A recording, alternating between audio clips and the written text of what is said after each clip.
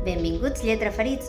Us en recordeu dels meus autors preferits, Robert Jordan, Brandon Sanderson? Doncs n'he descobert un de nou, un que segurament hauria d'haver descobert fa molt de temps, i és el Robin Hood. És a dir, la trilogia del Batidi que per fi s'ha reeditat, per mi ha sigut un gran descobriment. I no precisament pel protagonista, que he de dir que no m'ha agradat gens, el trobo molt immadur i això em resulta molt frustrant perquè pren decisions que no són les que jo prendria, però el món que presenta, com de bé està construït i el transfons de la màgia i de la història i de la política m'ha agradat moltíssim.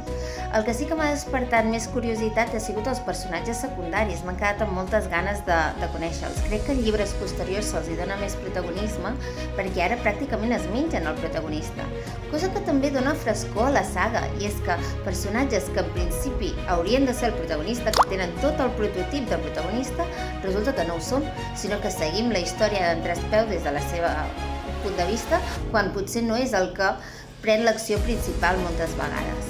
En tot cas, la recomano moltíssim, m'ha agradat, l'escriptura la trobo fantàstica, molt fina, molt elegant, amb metàfores molt boniques i a més molt entretinguda. L'únic que sí que és veritat és que el ritme en certs punts era irregular i se me feia una mica més pesada, però en general és una obra que recomano 100%, així que ja ho sabeu, llegiu molt.